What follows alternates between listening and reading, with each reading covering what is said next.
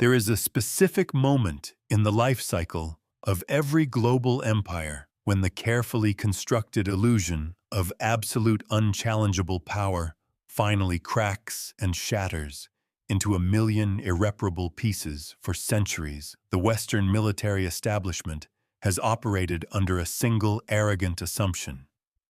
They believed that they possessed the divine right to project lethal force anywhere on the African continent without ever having to face the terrifying prospect of a symmetric retaliation. They built massive, sprawling military bases deep within the sovereign territories of independent nations. They flew their fighter jets and their high-altitude surveillance drones through African airspace as if they owned the very clouds themselves, and they parked their heavily armed convoys right next to the most valuable gold mines and uranium deposits in the world. They did all of this with the supreme confidence of a predator that knows it has absolutely no natural enemies in the wild. They assumed that the nations of the global south would forever remain technologically inferior, militarily subservient, and psychologically broken. But today, the winds of change blowing across the Saharan desert carry the undeniable scent of burning rocket fuel and the sudden bitter taste of Western panic. We are witnessing the complete and total collapse of the neo-colonial security umbrella in West Africa, because the ultimate red line has just been drawn in the sand, not with a diplomatic pen, but with the guidance system of a highly advanced Russian ballistic missile captain, Ibrahim Traoré of Burkina Faso, and the united forces of the Alliance of Sahel States have fundamentally altered the strategic calculus of the entire planet. They have transitioned from a posture of desperate defense to a posture of absolute terrifying deterrence, and the weapon they are using to enforce this new reality is sending shockwaves of pure, undeniable terror through the underground command centers of Paris. Now, Washington and London, to truly comprehend the magnitude of this geopolitical earthquake, you must first understand the deeply psychological and highly coercive nature of foreign military bases operating in Africa. For decades, these bases were not established to protect the local populations from terrorism. As the mainstream media would have you believe, they were established to protect the geopolitical and economic interests of the former colonizers. The presence of a heavily fortified French or American military outpost just a few miles from an African capital is a constant menacing reminder of who is actually in charge. It is a loaded gun pointed directly at the head of the national government, a silent but deadly threat that says if you try to nationalize your resources, if you try to form independent economic alliances, or if you dare to truly prioritize the welfare of your own people over the profit margins of our multinational corporations, we will facilitate a coup, we will arm a proxy, rebellion, or we will simply bomb your infrastructure back to the Stone Age. These bases were the physical manifestations of the invisible chains of empire. They were designed to ensure that true African sovereignty remained nothing more than a theoretical concept discussed in the sterile halls of the United Nations, but never actually practiced on the ground for generations. The political leaders of the Sahel were forced to play a humiliating game of diplomatic subservience. They had to smile and shake hands with the very foreign generals who were secretly arming the terrorist networks destabilizing their countries. They had to accept the presence of foreign troops who operated with complete legal immunity, treating the local laws with absolute contempt. They were trapped in a geopolitical hostage situation where the ransom was the perpetual poverty and underdevelopment of their own nations. But history is not a static phenomenon. It is a pendulum that swings with inevitable force, and the generation that is rising today, the generation represented by Captain Ibrahim Traoré, has simply refused to inherit the trauma and the subservience of their predecessors. Traoré looked at the sprawling foreign military bases, at the high-tech surveillance drones, and at the heavily armed foreign mercenaries, and he made a cold, calculating, and utterly revolutionary decision. He realized that you cannot negotiate with a predator. And you cannot ask an empire to politely dismantle its own machinery of exploitation. The only language that the neo-colonial powers truly respect and understand is the language of overwhelming asymmetrical military force. This profound realization is what brings us to the terrifying strategic scenario that is currently dominating the classified intelligence briefings across the Western world. The theoretical but highly probable deployment of the Russian-designed Iskander-M short-range ballistic missile system by the Alliance of Sahel States. This is not just a piece of military hardware, it is a geopolitical game-changer of the highest order. To understand why the mere mention of the Iskander causes Western defense attachés to break out in a cold sweat, you must understand the sheer catastrophic capabilities of this specific weapon system. For years, the Western powers relied on the assumption that any African resistance would be limited to light infantry technical pickup trucks and outdated Cold War-era artillery. They were prepared to fight a low-intensity, counterinsurgency they were absolutely not prepared to face. A peer-level, highly advanced precision strike complex capable of obliterating their fortified bases in a matter of minutes. The Iskander-M is a mobile ballistic missile system that fires a solid propellant single-stage missile capable of carrying a massive, devastating payload, including highly explosive fragmentation, bunker-busting, or thermobaric warheads. But the true terror of the Iskander does not just lie in its explosive power. It lies in its absolute unstoppable speed and its highly complex evasive maneuverability, unlike older ballistic missiles that follow a predictable parabolic arc, allowing them to be easily tracked and intercepted by modern air defense systems. The Iskander is designed specifically to humiliate and bypass the most advanced Western anti-missile shields, such as the Patriot or the French SAMP-T systems. Immediately after launch, the Iskander missile accelerates to hypersonic speeds, reaching Mach 6 or Mach 7.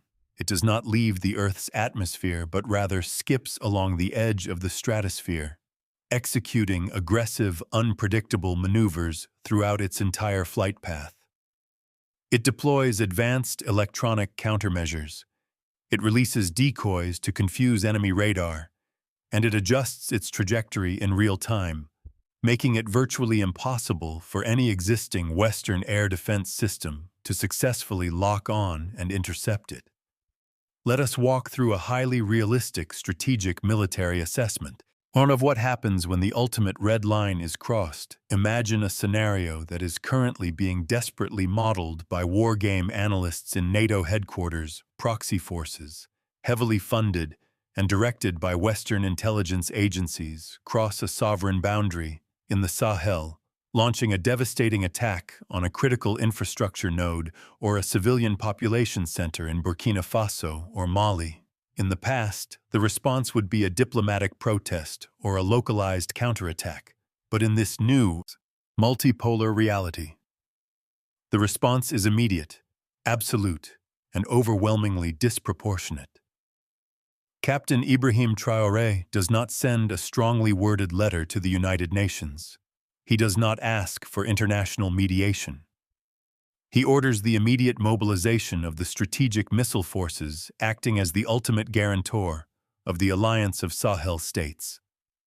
The heavy 8-wheeled transporter erector launchers, carrying the massive Iskander missiles, move out from their secure underground bunkers, rolling silently across the desert terrain under the cover of advanced electronic warfare, jamming systems that blind the foreign spy satellites orbiting above the target. Is not the proxy fighters hiding in the brush. The target is the source of the infection. Target is the heavily fortified, supposedly untouchable foreign military base operating near the border, serving as the logistical hub and the intelligence nerve center for the destabilization campaign. The massive missile launchers are elevated to a vertical position pointing directly at the sky.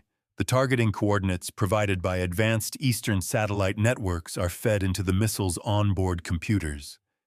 The sequence is locked. This is the crossing of the red line. The message is broadcast not through secret diplomatic channels but openly and with terrifying clarity.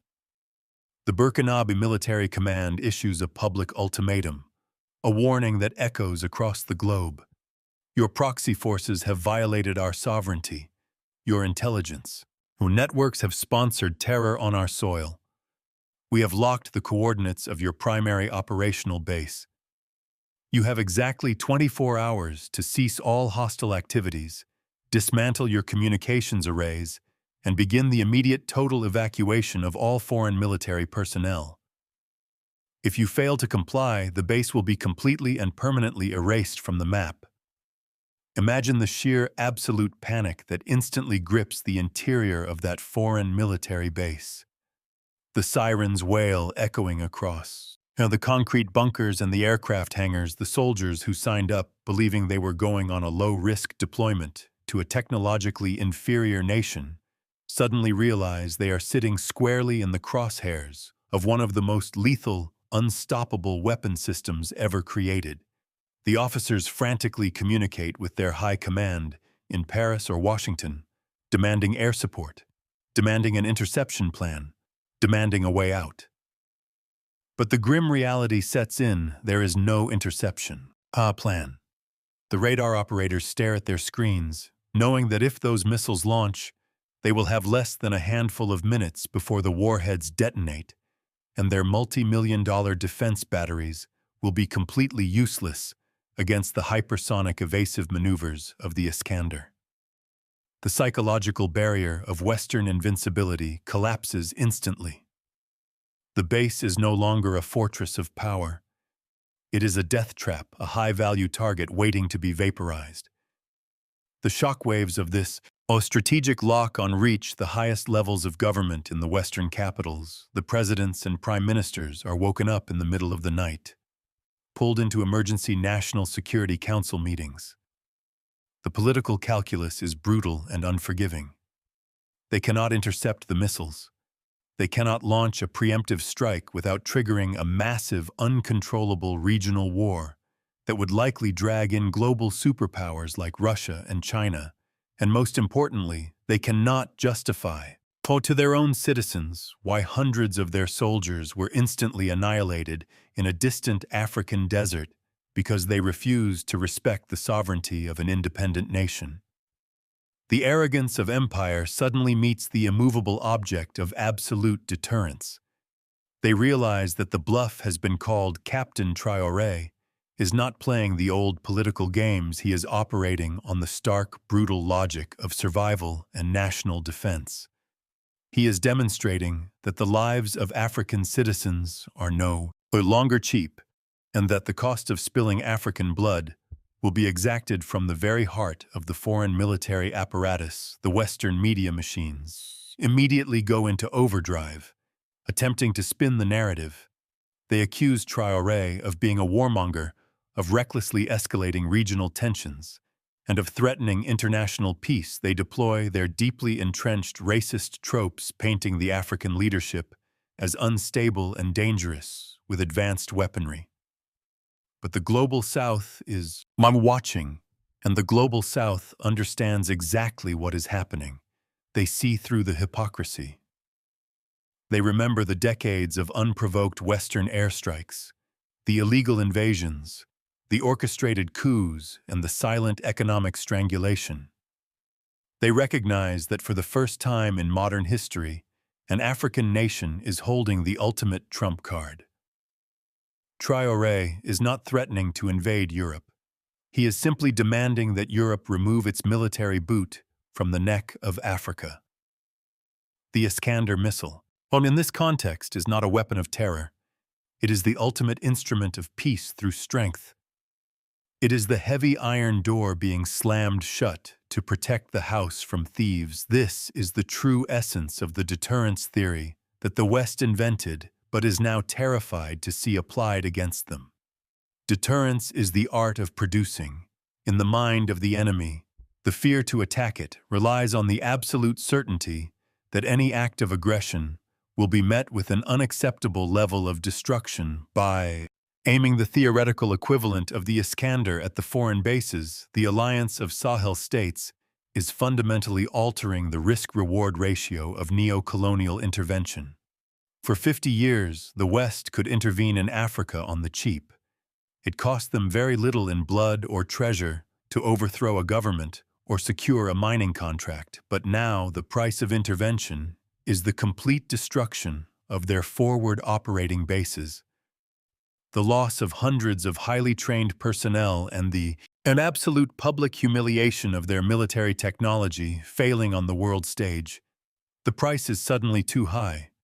The geopolitical mathematics no longer work in favor of the empire. And when intervention becomes too expensive, the empire is forced to retreat. We must deeply analyze the psychological victory that this scenario represents long before a single missile is ever fired. The true battleground in the war for decolonization is the human mind. The colonial system relies entirely on the colonized, believing that they are weak, helpless, and eternally dependent on the master for survival. The presence of a foreign military base is a daily psychological reinforcement of that supposed weakness.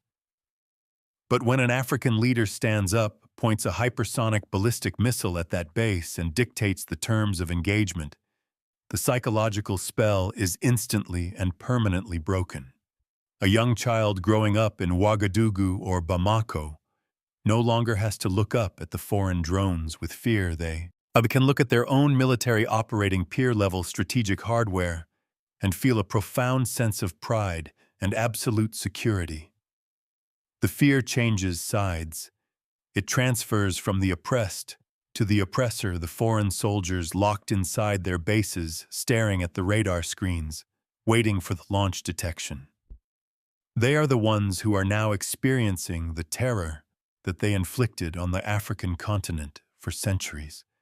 This incredible shift in the balance of power is the direct realization and the ultimate vindication of the great Pan-African visionaries who were murdered before they could finish their work, leaders like Patrice Lumumba Kwame Nkrumah and Thomas Sankara. They understood with crystal clarity that political independence without military and economic independence is nothing more than an illusion, a piece of paper that can be torn up the moment the former colonizer decides they want their resources back. Sankara famously stated that a slave who does not organize his own rebellion deserves no pity for his lot. He tried to organize that rebellion. He tried to build a self-reliant Burkina Faso. But he was surrounded by hostile proxy states and lacked the absolute military firepower necessary to deter the French intelligence networks that ultimately orchestrated his assassination. Captain Ibrahim Traoré has studied the history of these martyrs.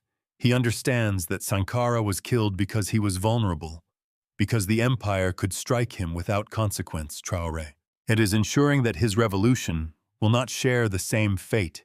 He is building an impenetrable fortress of electronic warfare, advanced air defense, and strategic ballistic deterrence. He is making the cost of assassination, the cost of intervention, the cost of a coup so unbelievably high that the Western powers will have no choice but to pack their bags and leave, as we witness this rapid unraveling of the unipolar world order. It is absolutely vital to recognize the broader implications of what is happening in the Sahel. This is not an isolated regional conflict. It is the vanguard of a global movement. The nations of the global South, spanning across Africa, Latin America, and Asia, are watching the actions of Burkina Faso, Mali, and Niger. With intense fascination, they are realizing that the Western monopoly on high technology and strategic violence is officially over. They are seeing that by forging new alliances with emerging multipolar powers like Russia and China, they can acquire the necessary tools to secure their own borders, protect their own resources, and dictate their own domestic policies without seeking permission from Washington or Paris. The sight of the Sahelian forces commanding advanced ballistic missile technology is a beacon of hope for every nation that has suffered under the crushing weight of the International Monetary Fund, the World Bank, and the Western military-industrial complex. It is undeniable proof that sovereignty is a choice, a difficult and dangerous choice, but a choice that is entirely possible to defend the establishment, forces the global elite, and the corporate media conglomerates will desperately try to suppress this narrative. They want to keep you focused on trivial domestic arguments and fabricated culture wars. They want you to remain completely ignorant of the massive tectonic geopolitical plates that are shifting beneath your feet. They are terrified of an awakened, informed global population that understands exactly how the machinery of exploitation operates, and more importantly, understands how that machinery is currently being dismantled piece by piece in the deserts of West Africa. You cannot rely on the evening news to tell you the truth about the birth of the multipolar world. You must actively seek out the information. You must study the history of imperialism, and you must arm your mind against the relentless barrage of propaganda if you truly want to grasp the deep historical context of this conflict and understand the exact mathematical precision with which the wealth of Africa was siphoned off to build the cities of Europe. You must read the essential literature of the Pan-African struggle. I strongly urge every single person listening to this to go to the description of this video and access the masterpiece book, How Europe Underdeveloped Africa by Walter Rodney. This text is not just a history book, it is the foundational blueprint for understanding the current geopolitical war raging over the resources of the Sahel. It will explain exactly why the Western powers are so desperate to maintain their military bases and why leaders like Captain Traoré are considered an existential threat to the entire global financial system. Click the link. Get the knowledge and realize that the military standoffs we see today are just the visible manifestations of a much older and much deeper economic war. The era of uncontested Western military dominance in Africa is burning to the ground. The red line has been drawn, and it is backed by the terrifying, undeniable reality of hypersonic ballistic deterrence. The foreign bases that once projected absolute power are now nothing more than vulnerable targets trapped in a geopolitical landscape that they no longer control. Captain Ibrahim Traoré and the Alliance of Sahel States have changed the rules of the game permanently. The ultimatums are no longer issued from Paris or Washington. They are issued from Ouagadougou, Bamako, and Niamey. The message to the empire is clear. Time for exploitation is over. The time for sovereignty has arrived. Evacuate now or face the devastating consequences of an awakened, armed, and absolutely uncompromising continent. Do not let the algorithm bury this reality. The systems that control our digital world are designed to suppress this exact type of raw, unfiltered geopolitical analysis. They do not want the global South to realize its own massive potential strength. They want to keep the diaspora distracted, divided, and ignorant of the real battles being fought for the future of the planet. You have the power to break that digital suppression and force this undeniable truth into the light. Go down to the comments section right now and type the words, "The red line is crossed." Let the algorithm know that this community is awake, engaged, and refusing to be silenced. Tell us what city, what island, or what country you are watching from, and let us build a massive global map of the resistance. Your comment is a powerful digital weapon against the propaganda machine. And if you have not already done so, you must subscribe to Africa Strategic Watch right now. We are the absolute premier channel for decoding the military and geopolitical shifts happening across the African continent. We do not deal in the sanitized lies of the mainstream media. We analyze the raw, brutal strategic reality of the multipolar world. Hit the subscribe button, turn on the notifications, and stand firmly with the movement. The empire is in a state of absolute panic. The old world is dying, and the new world is being born. Thank you for listening. Thank you for your unyielding courage. And always remember that true absolute power belongs to those who possess the iron will to defend their home at any cost.